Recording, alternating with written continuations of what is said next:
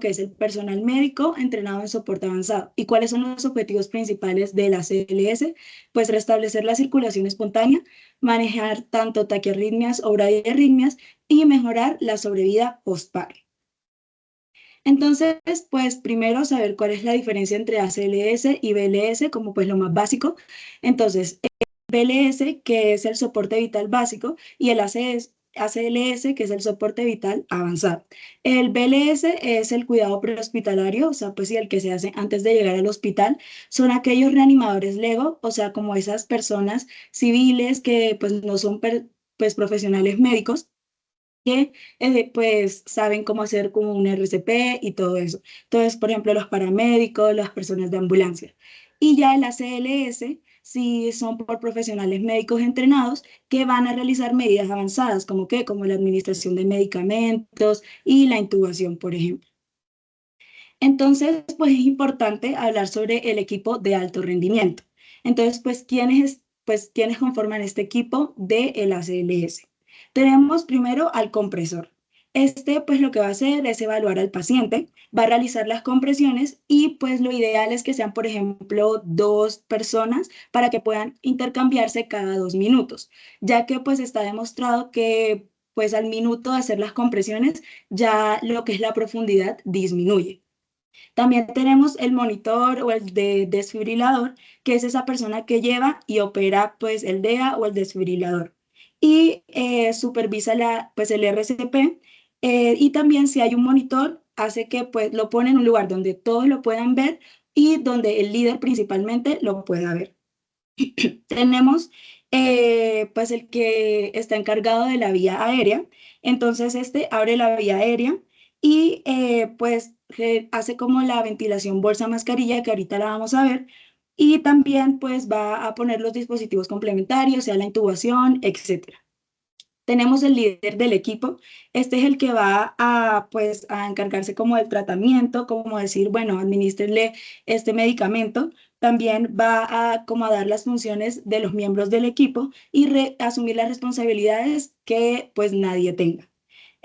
También está el de medicamentos.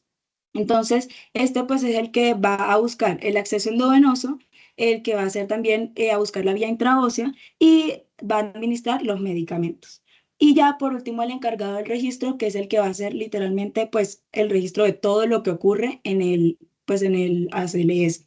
Entonces está el que administra la hora, registra la hora de las intervenciones, también de cuando se administró tal medicamento, también registra la frecuencia, la duración de las compresiones, si de pronto hubo algún paro en las compresiones, absolutamente todo lo registra. Esto también para poder tener una retroalimentación después. Entonces es muy importante hablar de la cadena de supervivencia. No, pues se divide en dos, en lo que es la intrahospitalaria y la extrahospitalaria. En la intrahospitalaria es muy importante, que es como más que todo lo que las diferencian a las dos, el reconocimiento y la prevención temprana de las personas que podrían generar un paro. Entonces, es importante pues que se identifiquen los signos vitales. Entonces, de pronto alguna persona que tuvo una desaturación, evaluar la frecuencia cardíaca, la presión arterial, pero también, digamos, ver esos pacientes que tienen comorbilidades que pueden generar pues que colapse. Entonces, ¿como cuál? Como alguna arritmia cardíaca, como la fibrilación auricular, de pronto una falla cardíaca, también aquellas con pues afectaciones valvulares, miocardiopatías, de pronto los que tengan edad avanzada.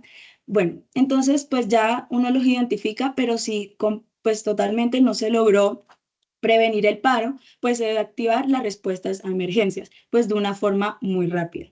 Pues iniciar el RCP de alta calidad, que ahorita vamos a hablar o sea, de qué se trata ese RCP de alta calidad, la desfibrilación en tal caso se necesite, los cuidados postparo, ya si hubo el retorno espontáneo de la circulación y la recuperación, el seguimiento pues del paciente.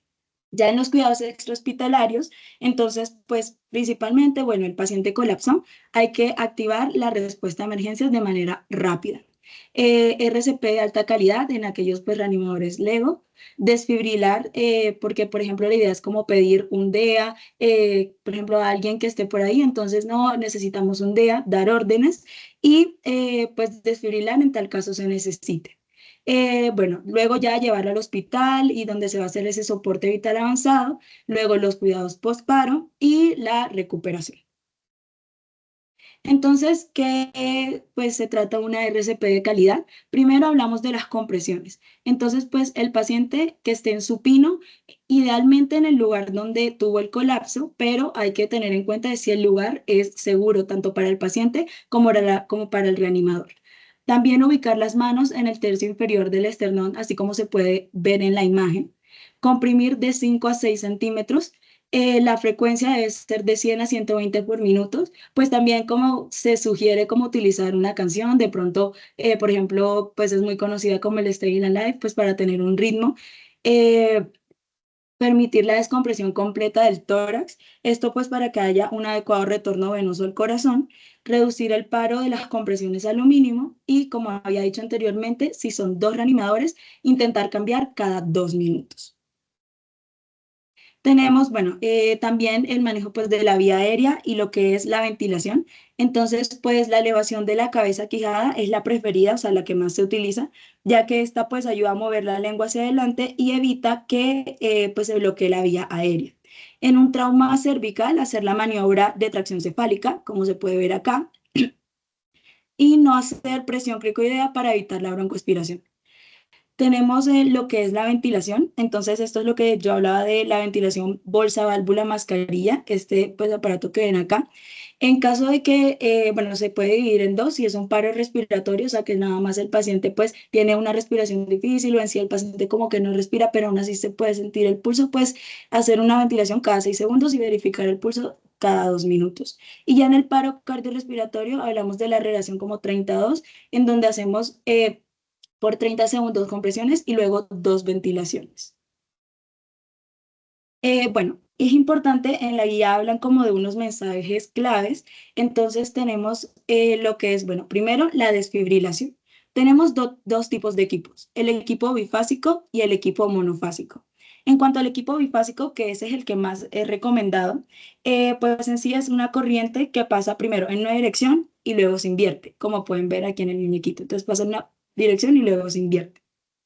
Esto hace pues que recorra el corazón en ambas direcciones y obviamente permite una despolarización de las células cardíacas como mucho mejor, o sea, como que una mayor despolarización de estas células.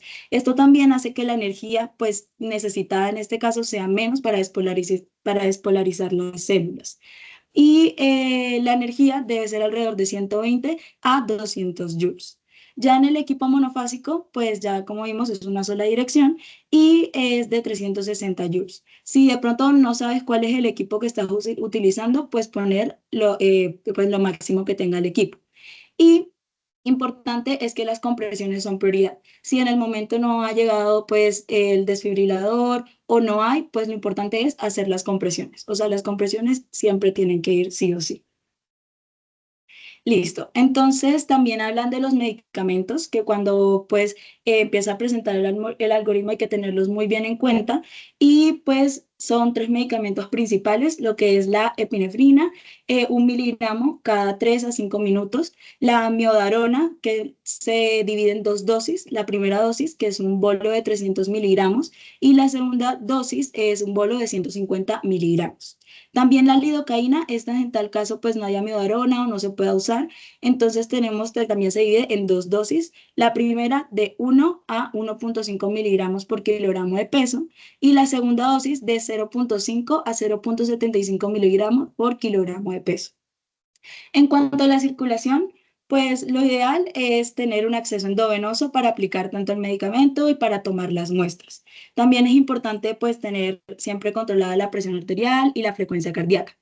Ya hablamos de un acceso intraóseo, es cuando ya después de 30 segundos no se logró conseguir ese acceso intravenoso, pero pues el acceso intraóseo aumenta la mortalidad del paciente. Y tenemos ya que como última opción, ya la vía endotraqueal. Bueno, cuando hablamos de una vía aérea avanzada, pues es importante intubar apenas sea posible. Pero si no hay nadie que sepa intubar o si es una vía aérea difícil, pues, pues no intubar y considerar más que todo una vía supraglótica o como una máscara a la línea. Pues eso sí, no interrumpir las compresiones y confirmar con una capnografía y clínica. Entonces, en sí, la capnografía, o también se llama el CO2 al final de de la expiración, pues en sí guía la calidad de la reanimación y va a predecir ese pronóstico del paciente. Es importante saber que una capnografía menor a 10 milímetros de mercurio, pues indica un mal pronóstico. Y también, pues hay que mantener la saturación por arriba del 94%. Algo muy importante, y pues eso obviamente ya es individualizando al paciente, son lo que son las causas reversibles. Entonces, como que hablan de, o para recordarse, 5 Hs y 5 Ts. Entonces, en cuanto a las 5 Hs, encontramos la hipovolemia, la hipoxia, los hidrogeniones, pero hablan como de la acidosis, la hipo o la hipercalemia y la hipotermia. Y ya cuando hablamos de las 5T, por ejemplo, el neumotórax de tensión, el taponamiento cardíaco, las toxinas, la trombosis pulmonar y la trombosis coronaria. Listo, entonces ahora sí vamos a entrar como al algoritmo del ACLS, pero primero vamos a hablar un poco sobre un caso clínico, de pronto así puede llegarles un paciente. Entonces tenemos a Camilo, pues es un hombre de 55 años, él estaba en su entrenamiento de running normal cuando de pronto colapsa. Las personas que están alrededor ven que Camilo no respira, no responde, tampoco tiene pulso, por lo que uno de ellos, que es un reanimador Lego, empieza e inicia el RCP de alta calidad. Luego, pues obviamente dentro de eso llaman a emergencias, llega la ambulancia, lo transportan hasta el hospital habiendo un RCP continuo, cuando llega al hospital, bueno, listo, se monitoriza el paciente y se confirma que no tiene pulso y pues se evidencia que tiene una taquicardia ventricular sin pulso. Esto es importante porque es uno de los ritmos desfibrilables y se inicia el algoritmo del ACLS. Entonces, listo, como vimos, este Camilo llegó pues al hospital y se le dio oxígeno y se monitorizó, en donde se pudo ver si era un ritmo desfibrilable o era un ritmo no desfibrilable. Entonces, primero, un ritmo desfibrilable. Entonces, pues sí, listo, se monitoriza, tiene un ritmo desfibrilable. ¿Y cuáles son? La taquicardia ventricular sin pulso y la fibrilación ventricular. Entonces, pues en este caso, Camilo tenía una taquicardia ventricular sin pulso. Y pues les voy a hablar un poco para que entiendan más o menos qué es eso y cómo se ve. Entonces, aquí pueden ver en el electrocardiograma, entonces es un QRS ancho. ¿Por qué? Porque pues es ventricular, o sea, sí, pues inicia en el ventrículo. Y tenemos que se puede dividir en monomórfica y polimórfica. En cuanto a monomórfica, pues como ven acá hacia la derecha es una sola morfología, todas se ven prácticamente iguales, pero en la polimórfica, acá en la izquierda, pueden ver que, digamos, unas están más altas, más bajitas, se puede ver que no todas, pues, si se ven iguales. La onda P se disocia, ¿qué quiere decir? Pues que no hay onda P. El QRS es regular y la frecuencia cardíaca está aproximadamente en 140 y 200 latidos por minuto. Ya cuando hablamos de la fibrilación ventricular, es una frecuencia cardíaca mayor a 250 latidos por minuto. El RR es irregular y la onda P también se disocia, o sea, hay ausencia de onda P. Listo. Entonces, ya que vimos cómo se podrían ver estas dos, entonces pues seguimos con el algoritmo. Si podemos ver que es un ritmo desfibrilable, se va a desfibrilar el paciente y se va a iniciar el RCP por 2 minutos. Pues mientras esto pasa, también pues se va a tener que buscar el acceso o intraóseo o intravenoso. Luego ya volvemos, después de ese ciclo de 2 minutos, se vuelve a verificar el ritmo y si es un ritmo desfibrilable, listo, se desfibrila. Y acá, ¿qué va a ocurrir? Se vuelve a iniciar el RCP pues por 2 minutos y se va a administrar pues la dosis de epinefrina, que como habíamos dicho es 1 miligramo. Obviamente se tiene que considerar pues una vía aérea avanzada, por ejemplo, intubar al paciente y pues y poner la capnografía.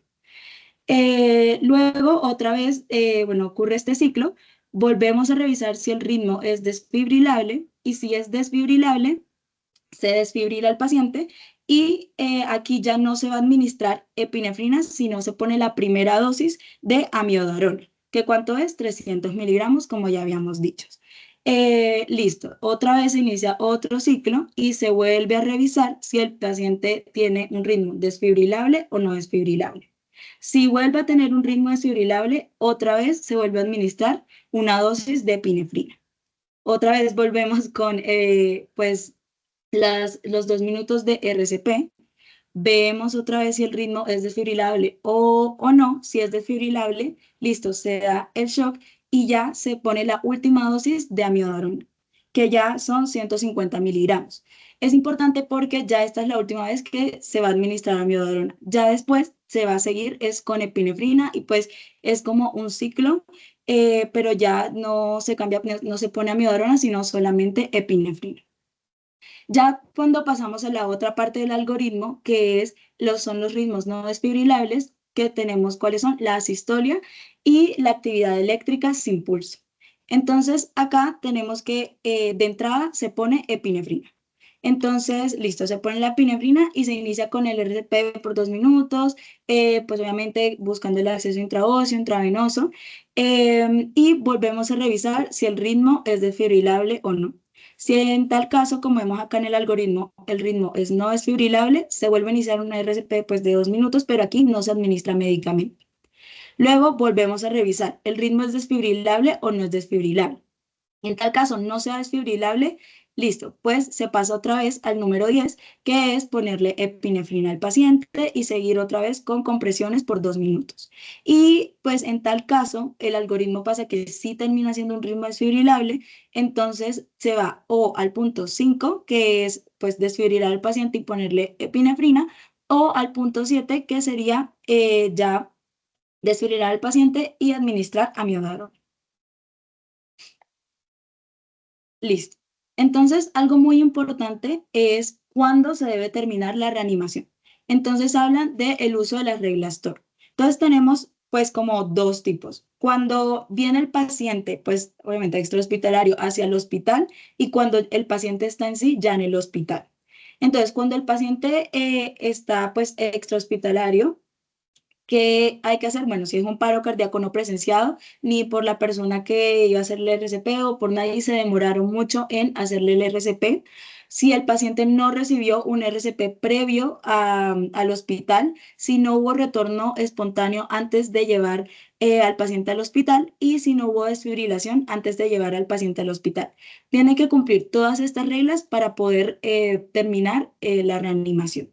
Si no se cumplen, pues se toca seguir con la reanimación.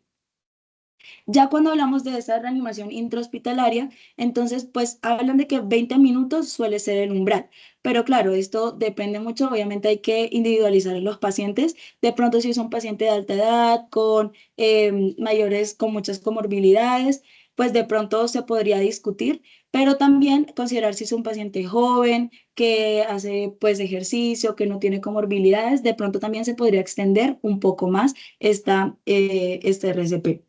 Aquí también hablamos de uso de reglas TOR y pues también solamente si se cumplen todas, entonces que el paro cardíaco no fue presenciado o ni por pues el médico tratante o por algún miembro del equipo. Y pues la capnografía que tenga, como habíamos dicho, un ETCO2 menor a 10 milímetros de mercurio a los 20 minutos. Tenemos otras medidas que se podrían usar, que a veces son discutibles, pero pues también las menciona la guía, que es el precordial thumb y el COG-RCP. En el precordial thumb se da pues en una taquicardia ventricular sin pulso, presenciada y monitorizada. ¿Qué se va a hacer? Pues que con la mano dominante, así como podemos ver en la imagen, pues se va a poner en puño y se va a ir directamente al tercio medio del esternón y es un único intento. Intentar pues no demorarse mucho para pues poder seguir con las compresiones y con todo lo que es la vía aérea. Y ya el COV-RCP se da pues en arritmias inestables y hay que pedirle al paciente que tosa para que pues este no pierda la conciencia. Listo. Entonces, al empezar a hablar específicamente de las arritmias, vamos a dividirlas en dos, en taquiarritmias y en bradiarritmias. La diferencia de los ritmos de paro es que no en estas sí van a haber pulso. En las anteriores no encontramos pulso como tal y pues las diferentes que ya habían clasificado. En la clasificación como tal de de las taquiarritmias vamos a ver que se divide en dos gracias al QRS. Lo que uno se debe preguntar es si tiene QRS estrecho o QRS ancho. En QRS estrecho vamos a verlo como menor a 0,12 segundos y las vamos a clasificar como taquiarritmias supraventriculares. En el QRS ancho va a ser mayor a estos 0,12 segundos y las vamos a clasificar como taquiarritmias ventriculares. Aquí luego nos vamos a preguntar, ¿son regulares o son irregulares? Al ser regulares, aquí vemos toda la clasificación. Aquí hay un error. En cuanto a la taquicardia sinusal, puede ser controversial, pero igualmente hablamos de una taquicardia. Las taquiarritmias se clasifican como definición propia mayor a 150 latidos por minuto. La taquicardia sinusal, aunque es mayor a 100 latidos por minuto, no viene al caso como una taquiarritmia. Es una taquicardia, pero no es una taquiarritmia. Listo. También recordar que aunque ahí están todas súper escritas y como catalogadas en regular y irregular, tenemos las polimórficas y las monomórficas que vendrían haciendo taquicardias ventriculares que pueden ser tanto regulares como irregulares. Listo. Ahora para recordar como un poco, vamos a ver algunos como electros en los cuales vamos a como recordar ciertas cositas de cada una de las características de cada una de estas taquicardias, taquiarritmias. La fibrilación auricular, pues la vemos ahí. No encontramos ondas P, vemos que los RR son irregulares, ya que distancia entre R y R no son los mismos en cada uno de los complejos. Vamos a ver también ondas F pequeñas, súper características de la fibrilación auricular. En la taquicardia ventricular monomórfica vemos que los RR son regulares. Vamos a ver que el QRS es ancho, igual que en la fibrilación ventricular. También vamos a ver que las ondas P son visibles en esta sí, sin ondas P visibles, que digo, la fibrilación ventricular, que seguiría la siguiente, vamos a ver un ritmo desorganizado, más o menos siempre se presenta sin pulso, por lo cual aquí hay que hacer una anotación que la fibrilación ventricular no vendría siendo como tal una taquiarritmia, sino que sería ya un ritmo de paro porque su característica principal es que venga sin pulso. Siguiente. La taquicardia por reentrada nodal, vamos a ver las características, pues como una de sus características es que después del complejo QRS viene su onda P, ya que está retrógrada o oculta, que se llama la taquicardia por reentrada nodal. El aleteo auricular, que es el mismo flútero auricular, vamos a ver las características ondas F, un QRS, sí, un QRS o RR regulares, también los podemos encontrar irregulares. Siguiente. Y estas son dos taquicardias ventricular polimórficas y la de abajo, pues que sería una de tipo de torsión de puntas, en donde se ve específicamente la morfología de del patrón el espiral o patrón helicoidal. Helicoidal. Listo, ahora estoy hablando propiamente de las taquiarritmias. Vamos a ver que son frecuencias cardíacas mayores de 150 latidos por minuto. Vamos a ver que el paciente va a llegar con una presentación clínica común, que son las palpitaciones. Y si quieres, pásalo de una. Mm, listo. Nos vamos a hacer estas 5 preguntas para llevar un orden en cuanto al algoritmo. ¿Es una taquiarritmia? Entonces, sí o no. 150 latidos por minuto. ¿Está estable o está inestable? Y lo que vamos a preguntarnos con la estabilidad del paciente es básicamente con otras 5 características. El paciente presenta hipotensión, tiene alteración aguda del estado de la conciencia, tiene signos de shock, los que ya conocemos por hiperperfusión, que serían frialdad distal, prolongación del llenado capilar, entre otras. El paciente presenta angina o tiene signos de falla cardíaca agudizada.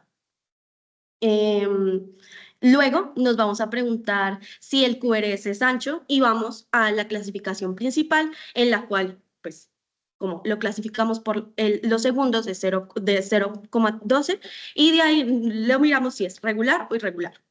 Y por último, como nos preguntamos si son polimórficos o monimórficas, que es básicamente si el ritmo es como lleva, o sea, se ve desorganizado o está organizado, más o menos. Listo, siguiente. Mm, listo. Al hablar ya como tal del algoritmo, nosotros tenemos que identificar y tratar las causas adyacentes, pues como viendo, o sea, como ir pensando en las 5 H's y las 5 T's. Vamos a estabilizar al paciente con el ABC común que hacemos siempre, mantener la vía aérea permeable, tener o sea, ponerle oxígeno a necesidad del paciente, por ejemplo, en el caso de hipoxemia, monitorizar que se hace con conectando el paciente a un monitor para evidenciar el ritmo con los signos vitales en los que valoramos la oximetría o la presión arterial. También es importante que antes de todo que este algoritmo estemos tomándole o le tomemos al paciente un electrocardiograma de 2 derivaciones. Nos hacemos las preguntas para clasificar si el paciente está estable o inestable, las que ya les había dicho anteriormente, que ahí están todas en orden: hipotensión, estado mental, signos de shock, angina, insuficiencia cardíaca. Lo dividimos en la clasificación de las taquiarritmias en cuanto al QRS. Si el QRS, acá vamos ahora sí a empezar, es ancho, no es ancho, vamos a irnos de una a intentar maniobras basales, vasovagales. Que la más común es la de Valsalva, en la cual, si quieres, pásale un momentico para mirar una cosita. Listo. Esta es la maniobra vagal de Valsalva modificada, que es la que más utilizamos a nivel intrahospitalario, en la cual el paciente está sentado, le damos una jeringa al paciente, el paciente la coge, le decimos que expire lo más fuerte posible y en el momento que empieza a expirar, ponemos al paciente a 45 grados, o sea, elevamos sus piernas. Esto únicamente por 10 segundos. Se debe esperar más o menos, o sea, se pueden hacer varios intentos, pero depende pues de el doctor que esté a cargo. Em, por último, pues si cardiovierte, bien; si no, pues seguimos el algoritmo. Devuélvete otra vez, por favor. Listo. Al seguir con el algoritmo nos dice: si las maniobras vagales no sirven, usted siga y póngale adenosina. Le pone adenosina únicamente si es regular y monomórfica. La adenosina, pues sabemos que es un agente bloqueante del nodo auriculoventricular. Hay que recordarle al paciente que se va a sentir como si se va a morir, literalmente. Él va a sentir como si estuviera dentro de un túnel, se vaya yendo por el túnel, va a sentir calor, va a sentir que va a tener una opresión en el pecho, literalmente como si se fuera a morir. Entonces hay que avisarle al paciente que va a tener esta sensación incómoda más o menos por 1 minuto, o hasta se puede prolongar, pero pues lo esencial con la adenosina es que se reinicie el corazón. La primera dosis es un bolo intravenoso de 6 miligramos que se debe empujar con un bolo de solución salina de 10 a 20 miligramos, en el cual nosotros le vamos poniendo la solución salina y le decimos al paciente que eleve el brazo. Esto para que el metabolismo de la adenosina se haga directamente en el corazón. No, o sea, la adenosina no se puede metabolizar antes porque si no, no va a funcionar. Listo. Luego, si la adenosina no sirve, la podemos, no, déjale. Si la adenosina no sirve o no hay respuesta, nosotros hacemos una segunda dosis. El algoritmo dice que la duplique, le ponga 12 miligramos si es necesario, y esto se puede repetir hasta 3 veces máximo. Aunque en el algoritmo no lo diga, si explícitamente no lo dice, se puede repetir 3 veces máximo, y si no, se sigue con el siguiente paso. El siguiente paso es básicamente utilizar un beta bloqueante y un calcio antagonista. ¿Qué beta bloqueante y qué calcio antagonista? Bueno, en Colombia utilizamos el metoprolol de 5 miligramos cada 5 a 10 minutos, con dosis máxima de 15 miligramos. También se pueden utilizar calcio antagonistas como lo son el verapamilo, el tiltiazem y la miodarona. Listo. Luego, pues obviamente si a usted no le funciona nada, llame a alguien que sepa, o sea, un experto, un cardiólogo, un electrofisiólogo, un internista, lo que usted tenga a la mano para preguntarle: oiga, le hice esto, esto y esto y esto y no me funcionó. Por último, ya hicimos cuando el QRS no está ancho, entonces estaba estrecho, entonces estábamos hablando de supraventriculares. Digo, sí, sí, sí. Si está ancho, vamos a considerar la administración de adenosina únicamente si es regular y monomórfico. Eh, si no lo es, no le va a funcionar, entonces no la vamos a administrar, sino que nos vamos a ir de una vez con una infusión antiarrítmica, que fueron los antiarrítmicos que anteriormente mencioné, siendo de primera línea la miodarona, básicamente 1200 en 24 horas. Listo. Esto únicamente si el paciente está estable. Si el paciente está inestable, de una le vamos a iniciar con la electricidad, la cardioversión sincrónica. Aquí como para términos o para como enfocarnos en los términos, ¿cuál es la diferencia entre cardioversión y desfibrilación? La cardioversión va a sincronizar explícitamente la R. La R es básicamente la despolarización más importante del ciclo. O sea, va a generar o va a entrar en periodo refractario. En cambio, en la desfibrilación puede hacer una descarga en cualquier momento. Entonces, lo que nosotros necesitamos es corregir esa QRS que pues ahí es donde está el problema. Obviamente, antes de cardiovertir, nosotros tenemos que sedar al paciente, no podemos darle un choque de electricidad, una descarga de electricidad, independientemente de qué tipo de descarga sea, sin sedar al paciente porque sería muy incómodo y doloroso y pues no. ¿Qué tipo de sedación se puede utilizar en realidad? Cualquier tipo de sedación. También puede ser que si usted conoce al paciente, pues eh, le da la sedación que usted ya sabe que le puede servir. Pues en realidad todas pueden servir. Solamente que si usted sabe que el paciente tiene algo contraindicado, pues ahí va haciéndolo todo pues como a su ritmo. Listo, sí.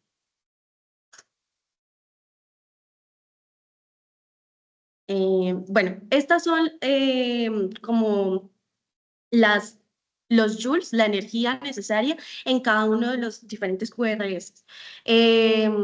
Para términos de la charla, pues ahí los coloqué y son como específicos de lo que usted necesita corregir. Por ejemplo, los QRS ancho irregulares necesitan más energía que los QRS estrechos irregulares, pues por la propagación.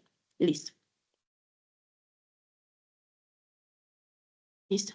Ahora, hablando de las bradiarritmias, vamos a clasificar las bradiarritmias en explícitamente como hablando de los bloqueos. Continúo. Entonces, acá yo puse una tablita en la que describo cada uno de los bloqueos en cuanto al primer grado, el MOVIX 1, el MOVIX 2 de segundo grado y el bloqueo AB completo. ¿Listo? Listo. Entonces, el bloqueo 1, vamos a ver que el PR se elonga, vamos a ver que el RR es regular. En los bloqueos 2, vamos a ver que el PR se elonga en el MOVIX 1 se elonga y tiene una elongación constante, mientras que el RR es irregular. En los dos es irregular, tanto en el MOVIX 1 como en el MOVIX 2. Pero en el MOVIX 1 vamos a ver que van a ver, bueno, y tanto en el MOVIX 2 también, esa va a ser la diferencia, que el PR en el MOVIX 1 se va a elongar progresivamente, mientras que en el MOVIX 2 se va a quedar constante. O pues se va a elongar, pero constante. No, se va a quedar constante, lo siento, ahí fue un error mío. Y van a aparecer ondas P que no conducen en los dos. Y en el otro son, básicamente, es una desorganización total, disociación, tanto ventricular como auricular. No hay una comunicación entre los ventrículos y las aurículas, entonces nosotros vamos que cada cual va latiendo a su ritmo. Listo. Listo. Entonces, este algoritmo es lo mismo que el anterior en cuanto a los primeros casos. Identifica y trata la causa subyacente. En cuanto a mantener al paciente con oxígeno, monitorizarlo, el EKG, entre otras. Una bradiarritmia se va a clasificar como una frecuencia cardíaca de 50 latidos, menor de 50 latidos por minuto. Eh, Vamos a evaluar también si el paciente está estable o inestable y luego, si está estable, nosotros no le vamos a hacer absolutamente nada, lo vamos a monitorizar y lo vamos a observar. Obviamente le van a poner sus líquidos y le van a pues mirar alguna otra causa de la cual llegó a urgencias, eh, pero pues eso ya es como aparte. Luego, en el algoritmo, si el paciente no está inestable, entonces sí tiene signos de hipotensión, un estado, o sea, está inconsciente, tiene shock o tiene angina o tiene una insuficiencia cardíaca o está congestivo, vamos a iniciarle un bolo de atropina de 0,5 miligramos cada 3 a 5 minutos.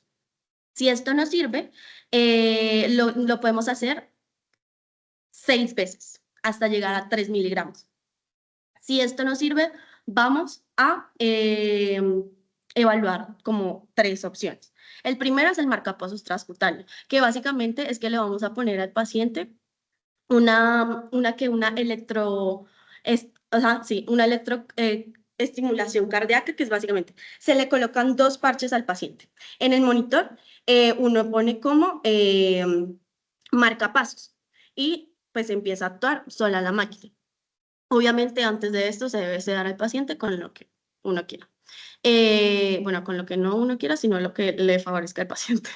Luego vamos a, si esto no funciona, vamos a ponerle una infusión de dopamina. Ahí están las dosis de la dopamina. Si esto no funciona, se le puede colocar una de adrenalina, pero igualmente todo depende de la respuesta y de que todo se regule. Si no hay ninguna respuesta, nosotros vamos escalando o vamos monitorizando al paciente para ver cuál es la conducta a seguir. Si nada de esto funciona, lo mismo. Llame a un experto, al internista que está a cargo, al cardiólogo, a un electrofisiólogo y se consideraría o pues se debería poner marcapasos transvenosos. Listo. Listo, entonces ahora vamos a hablar de los cuidados postparto. En la guía hablan, pues, bueno, hablan de un algoritmo que se divide en dos, la estabilización inicial y ya la continuación del manejo. Entonces, pues, como vemos, el paciente tiene el retorno de la circulación espontánea, entonces lo primero es manejar la vía aérea. Entonces, usar la capnografía, pues, para confirmar y para estar, pues, monitorizando, y es importante el uso temprano de un tubo endotraqueal. También hay que manejar los parámetros respiratorios, entonces, bueno, hay que ajustar el oxígeno para que pues tenga una saturación de aproximadamente entre 92 y 98%. También hay que empezar con 10 respiraciones por minuto y una PCO2 de 35 a 45 milímetros de mercurio. En cuanto al manejo hemodinámico, pues entonces puedes administrar cristaloides, vasopresores e inotrópicos, pues si es necesario para mantener una presión sistólica mayor a 90 milímetros de mercurio o para mantener pues una presión arterial media mayor a 65 milímetros de mercurio. Y es importante tomar un electrocardiograma de 12 pues derivaciones. Entonces, también hay que considerar pues intervención cardíaca de emergencia ya en la continuación del manejo si el paciente presenta un infarto agudo del miocardio con elevación del ST, si tiene un shock cardiogénico inestable o si necesita soporte circulatorio mecánico. En la guía, pues, en el algoritmo seguimos con que, bueno, si el paciente pues atiende órdenes o no lo hace. Pues si atiende, pues se da un manejo crítico y pues evaluar pues las causas reversibles y llamar a un experto, etcétera. Pero ya si el paciente no responde o si no sigue órdenes, entonces hay que manejar la temperatura, hay que obtener un TAC cerebral, un TAC de cráneo, hay que monitorizar con electroencefalograma y pues otros manejos. Entonces, tenemos primero pues esas medidas a tener en cuenta, que es el manejo de la temperatura. Entonces, en aquellos pacientes que no obedecen órdenes, hay que someter a una hipotermia terapéutica aproximadamente de 32 o 36 grados durante estas primeras 24 horas a 48 horas, pues para así poder mantener como un control neurológico y también pues que no tenga complicaciones neurológicas después. Importante evitar la hiperglucemia y también la hipoglucemia, y hay que hacer una angiografía a todos esos pacientes que tengan pues elevación del ST o en los que haya una alta sospecha de un evento isquémico. En cuanto al pronóstico neurológico, pues hay que esperar unas 72 horas después de ese retorno de la circulación espontánea para poder evaluar el verdadero pronóstico. Entonces, pues, ¿qué son indicadores de un mal pronóstico? Lo que es el reflejo pupilar ausente a las 72 horas, la pupilometría en 0% a las 72 horas y el reflejo corneal bilateral ausente a las 72 horas. También hablan del status myoclonus, que son esas mioclonías repetidas que generalmente son faciales y en miembros inferiores, pero que cuando se hace el electroencefalograma no se muestra como actividad epileptiforme. Ya pues hablando de la recuperación del paciente, ya después de haber tenido el retorno de circulación espontánea y todo eso, pues hay que tener primero una adecuada comunicación tanto con el paciente y la familia, en donde pues se comunica el pronóstico y lo que se espera del paciente. Obviamente sería un enfoque multidisciplinar que en donde esté cardiología, psiquiatría, fisioterapia, neurología, neumología, medicina general, etcétera. Y esto es de importancia física, cognitiva y emocional. Muchas gracias.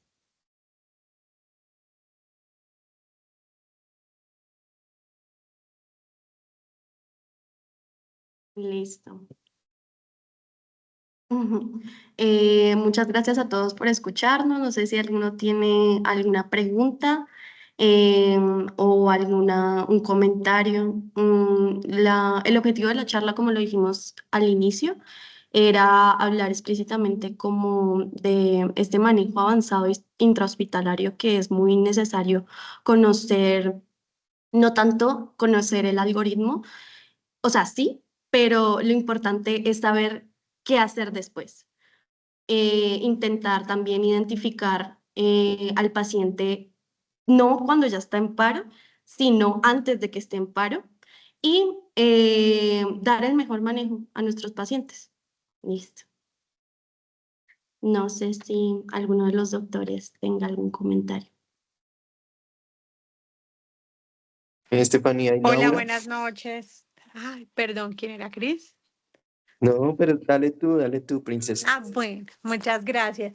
Bueno, primero pues les doy gracias por la invitación a participar de estos encuentros académicos del grupo de interés. Me parece súper valioso y súper importante el trabajo que vienen haciendo.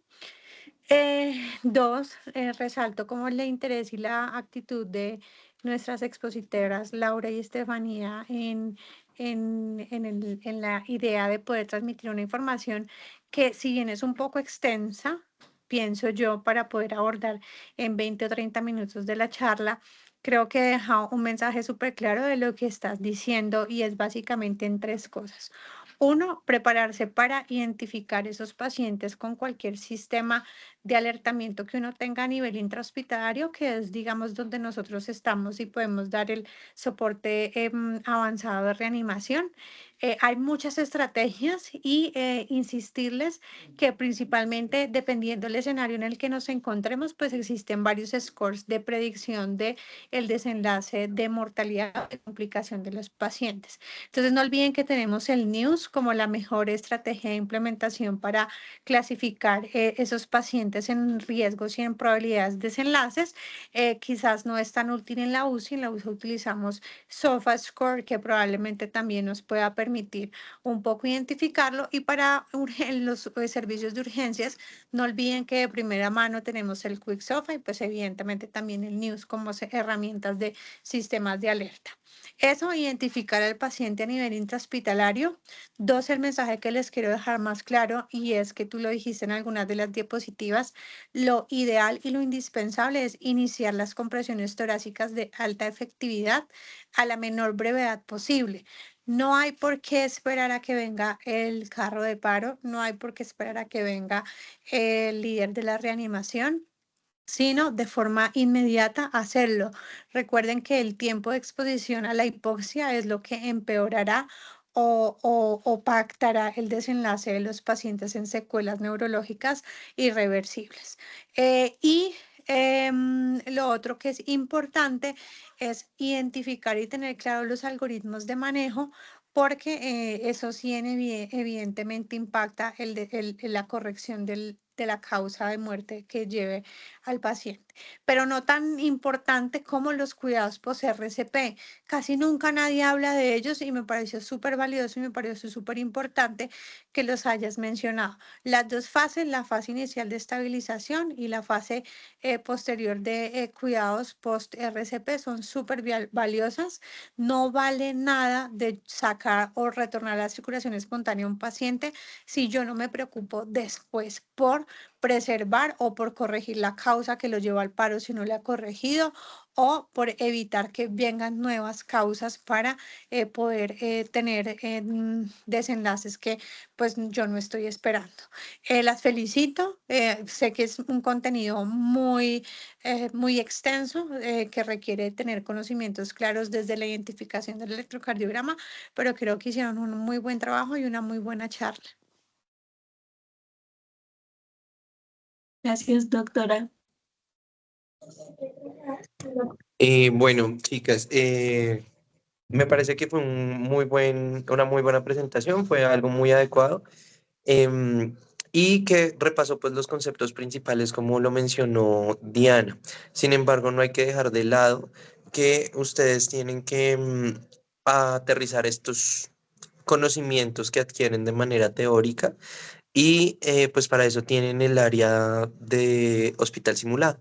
Entonces, como grupo de interés y como todas las personas que quieran poner en práctica esto, no olviden que pueden solicitar a través del correo electrónico con la jefe Angélica el espacio para poder hacer una simulación de ACLS y poder aterrizar todos estos algoritmos, porque no existe forma de que uno aplique este conocimiento si no lo hace realmente. Y la única forma de ganar seguridad a través, es a través de la experiencia y pues la mejor experiencia que se les puede ofrecer desde la universidad y que les puedo decir que les va a brindar mayor seguridad para el futuro es hacer muchos ejercicios simulados para que cuando esto suceda en la vida real, nadie se bloquee, nadie tenga pausas de pensamiento de qué debe hacer, sino que actúe naturalmente siguiendo el algoritmo que ya conoce.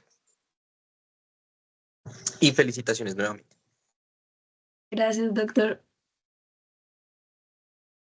Gracias, Doc. Doc, Gina.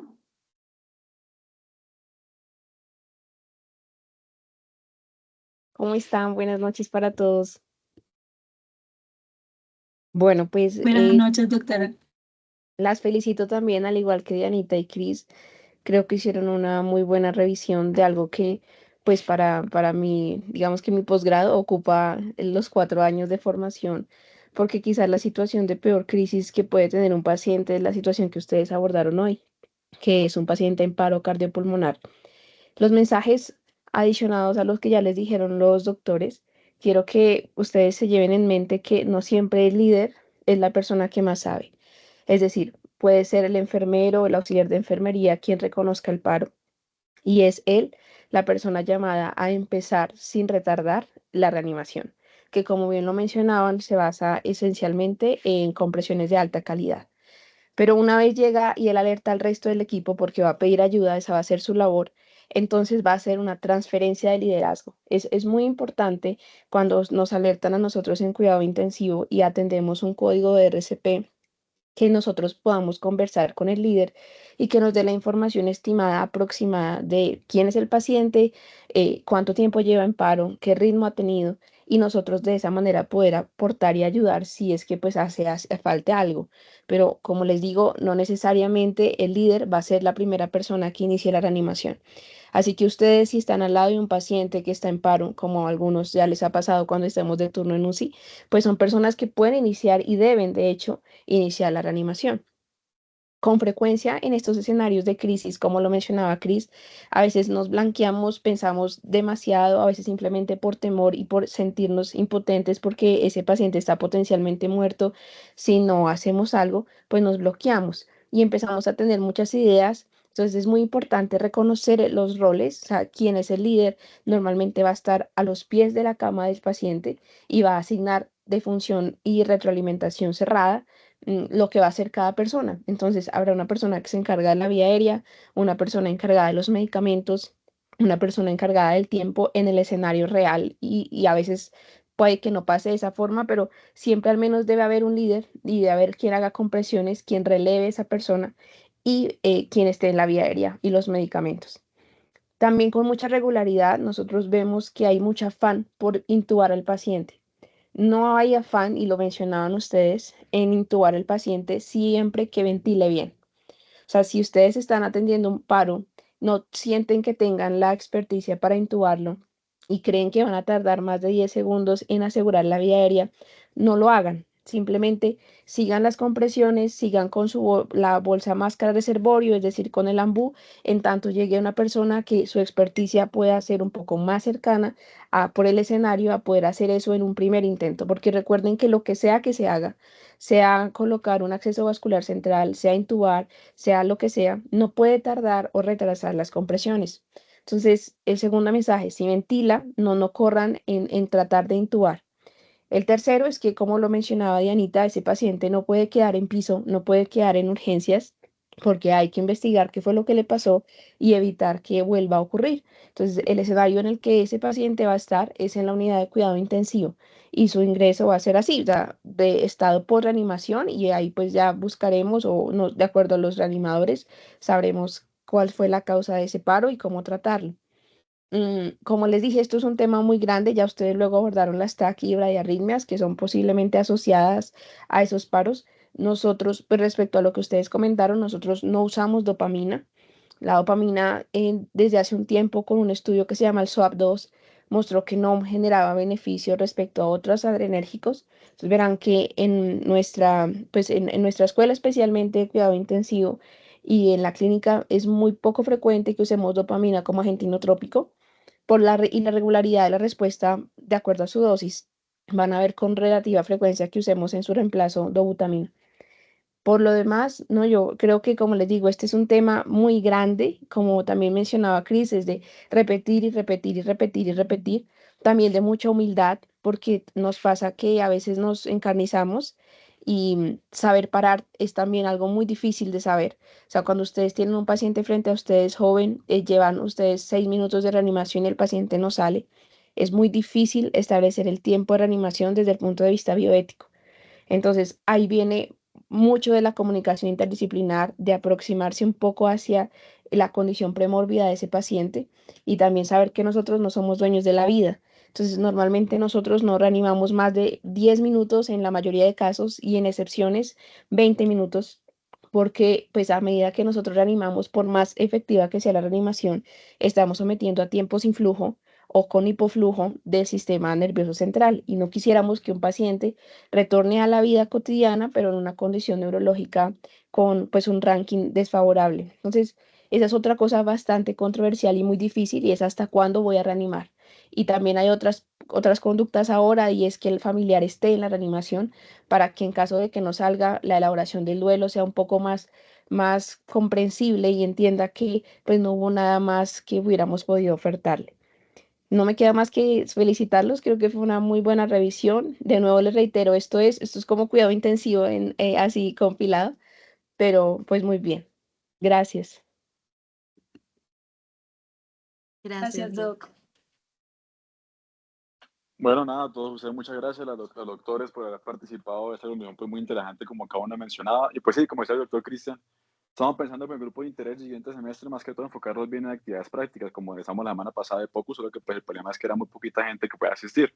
Entonces, pues la idea es que para el siguiente semestre tengamos actividades como son ACLS, inclusive tenemos pensado algo como tipo una revista simulada y muchas actividades que tenemos pues planeadas para todos ustedes para el siguiente semestre, más que todo por el tema del tiempo pues fue complicado realizarlo, pero para el siguiente seguro que tenemos más de una actividad simulada.